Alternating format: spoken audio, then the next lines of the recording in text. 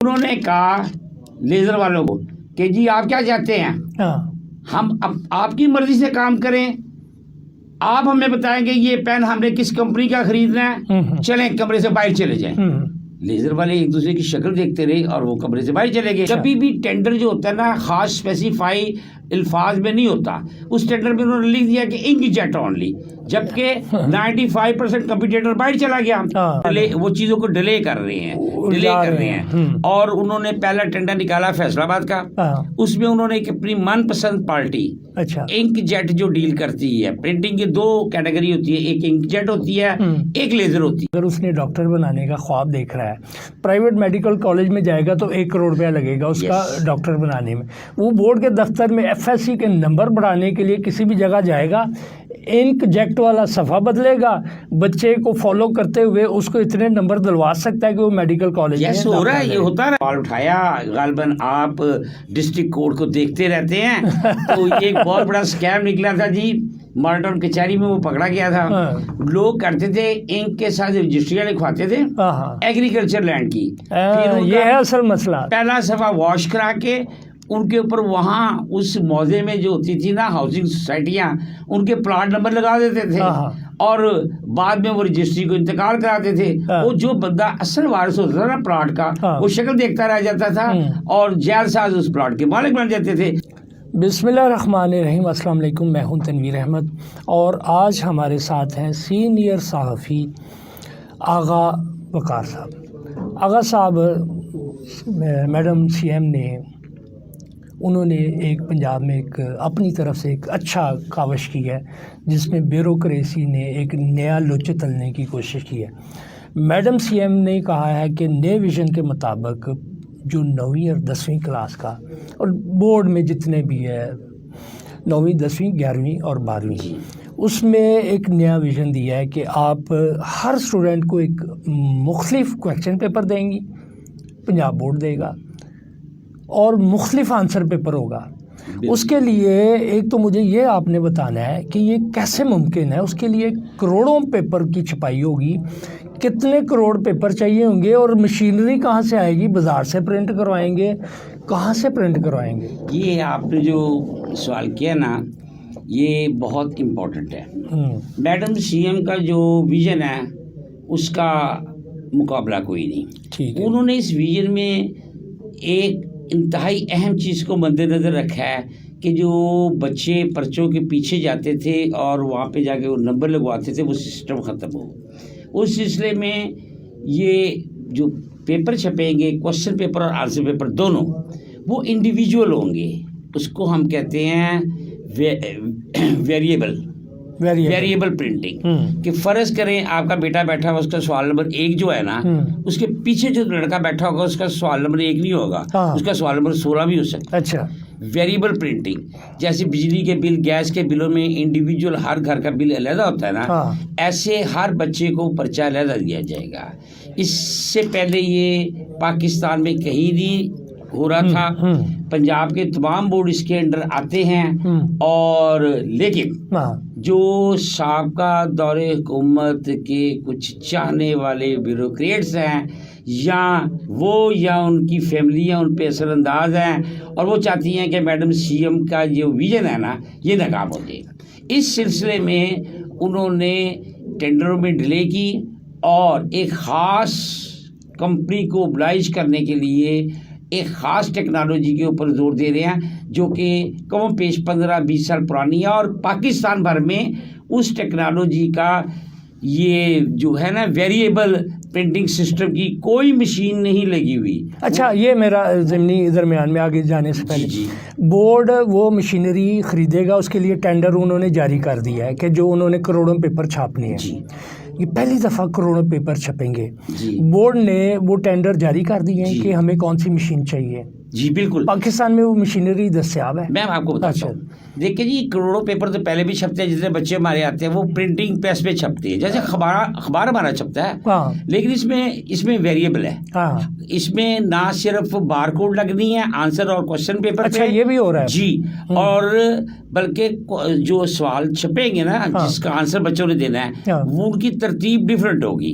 वो मैंने आपको पहले वजाहत कर दी, नकल ना मार सके कोई, नकल ना मार सके और पर्चा चेंज ना हो सके। और सबसे बड़ी बात है कि बार कोड की वजह से रोल नंबर शो नहीं होगा तो उसका वो पीछा ना कर सके। अच्छा, फॉलो भी नहीं करेगा कोई अमीर बाप का बेटा है या बाप उसका पीछे जाएगी, ये मेरे बच्चे का पेपर कहाँ गया है, तो वो नहीं फॉलो नहीं कर सकता। FSC में नंबर लगवा के ज्यादा तो डॉक्टरी में दाखिला नहीं ले सकता। जी, अब इसमें मसला क्या आ रहा है? मसला आ रहा है कि यहाँ पे जो पुराने ब्यूरोक्रेट्स बैठे हुए हैं और बाबू सरकार, 18वें ग्रेड से नीचे वाले और ऊपर वाले, वो चाहते हैं कि मैडम CM की ये जो है ना विजन, इसको हम नाकाम करें। वो चीजों को डिले कर रहे हैं। और उन्होंने पहला टेंडर निकाला फैसलाबाद का, उसमें उन्होंने एक अपनी मनपसंद पार्टी, अच्छा, इंक जेट जो डील करती है। प्रिंटिंग की 2 कैटेगरी होती है, एक इंक जेट होती है, एक लेजर होती है। अच्छा, प्रिंटिंग के 2 तरीके, एक लेजर है, एक इंकजेट है। इंक जेट जरा पुरानी टेक्नोलॉजी है और जो लेज़र है वो दुनिया भर में नई और मॉडर्न जदीद और मुकम्मल टेक्नोलॉजी ऑफ प्रिंटिंग है। लेज़र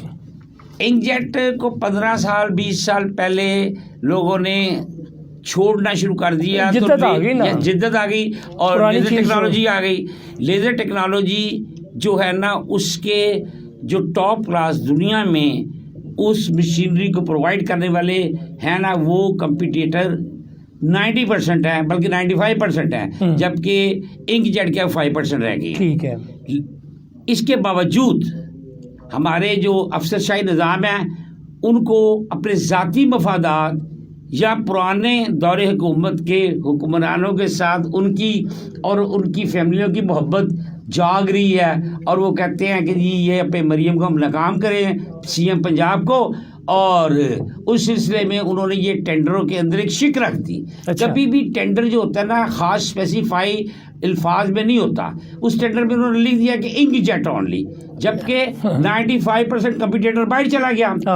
उनमें से लेजर के एक साहब चले गए पेपरा में। पेपरा में उन्होंने केस किया और विन कर लिया। DG पेपरा ने ऑर्डर किया कि बिल्कुल जी लेज़र जो है ना मॉडर्न टेक्नोलॉजी है, 95% उसका हक है, और जो आपने 4 करोड़, दोबारा बोलता हूँ, 4 करोड़ पेज प्रिंट करने हैं एक ख़ास गिवन पीरियड में, वो लेज़र के अलावा कोई प्रिंट नहीं कर सकता। और उन्होंने फैसला किया कि जी मुकाबला बराबर का होगा, तमाम टेंडर्स को स्क्रैप किया जाता है, और आइंदा टेंडर जब होंगे तो दोनों चीज़ें, लेज़र और इंकजेट, जिनको आप कहेंगे प्रिंटिंग मशीन, वो डिजिटल प्रिंटिंग का मकसद यही है कि उसको डिजिटलाइज्ड किया जाए। तो वो दोनों शामिल होंगे, और जो अच्छा रेट देगा, जिसकी स्पेसिफिकेशन अच्छी होंगी, जो ज़्यादा सूटेबल होगा, जो फास्ट होगा और जो हमारी रिक्वायरमेंट पूरी करेगा, वो टेंडर विन कर लेगा। इस ऑर्डर के होने के बाद, ये 24 तारीख को ऑर्डर हुआ, 24 जनवरी को, ठीक है। इसके होने के बावजूद गुजरावाला बोर्ड ने जब टेंडर खोला तो उन्होंने कहा कि जनाब हम सिर्फ इंकजेट का टेंडर खोलेंगे, लेजर वाले बाहर चले जाए। अच्छा, इससे पहले एक और वाकया हुआ था फैसलाबाद का, वो बड़ा यादगार है। जब फैसलाबाद में टेंडर हुए तो एक साहब वहाँ पे थे जो एग्जेक्टिव थे, उन्होंने कहा लेजर वालों को कि जी आप क्या चाहते हैं, हम अब आपकी मर्जी से काम करें, आप हमें बताएंगे ये पेन हमने किस कंपनी का खरीदना है, चलें कमरे से बाहर चले जाएं। लेजर वाले एक दूसरे की शक्ल देखते रहे और वो कमरे से बाहर चले गए। इस वजह से उनमें से एक आदमी ने जाके पेपरा में चला गया, ऑर्डर आ गया। अच्छा, मैं इसमें एक तो ये है कि लेज़र जदीद मशीन है, वो कम वक्त में ज़्यादा पेपर प्रिंट करती है और बोर्ड को फ़ायदा भी होगा, हुकूमत पंजाब को भी फ़ायदा होगा। दूसरा उसकी प्रिंटिंग में कोई रद्दोबदल हो सकता है? इंक वाली प्रिंटिंग और लेज़र वाली प्रिंटिंग का दोनों में फ़र्क हमें बताएं। ये हाँ, ये जो आपने बड़ा अहम सवाल उठाया, गालबन आप डिस्ट्रिक्ट कोर्ट को देखते रहते हैं तो एक बहुत बड़ा स्कैम निकला था जी, मॉडल कचहरी में वो पकड़ा गया था। लोग करते थे इंक के साथ रजिस्ट्रियाँ लिखवाते थे एग्रीकल्चर लैंड की, फिर ये है असल मसला। पहला सफा वॉश करा के उनके ऊपर वहाँ उस मौजे में जो होती थी ना हाउसिंग सोसाइटियाँ, उनके प्लॉट नंबर लगा देते थे और बाद में वो रजिस्ट्री को इंतकाल कराते थे। वो जो बंदा असल वारिस होता था ना प्लॉट का, वो शक्ल देखता रह जाता था और जैलसाज उस प्लॉट के मालिक बन जाते थे। लेकिन ये काम लेजर में नहीं हो सकता। ये इंक का पेज वॉश होके एक मशीन से गुजरता है और 0 मीटर हो जाता है। अच्छा, मुझे ये बताएं कि क्या रजिस्ट्रियों में लेज़र मशीन आ गई है सारी? गवर्नमेंट ने तो कहा आइए, लेकिन नहीं आई अभी तक नहीं। कुछ आ गई है, कुछ आ गई है, 50% आ गई है, 40% कह सकते हैं आ गई है।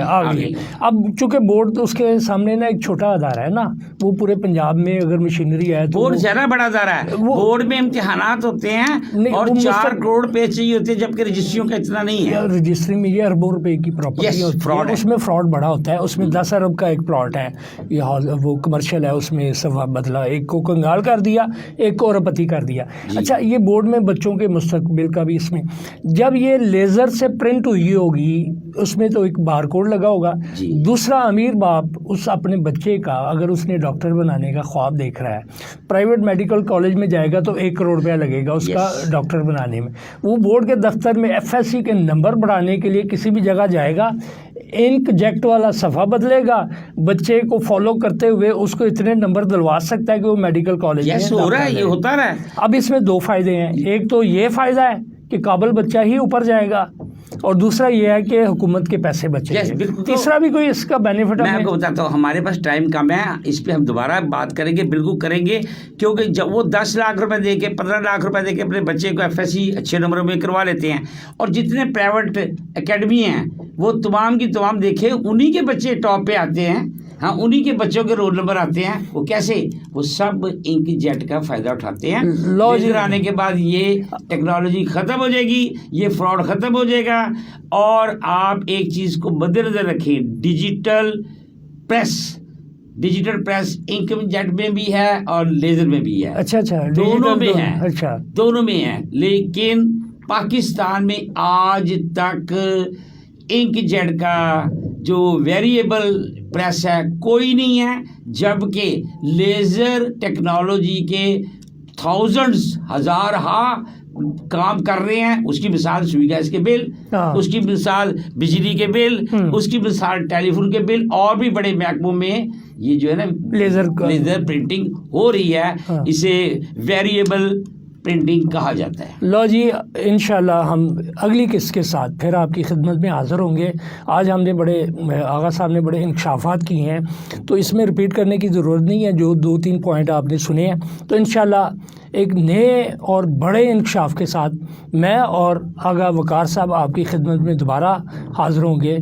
हमें इजाज़त दीजिए। अल्लाह हाफ़िज़।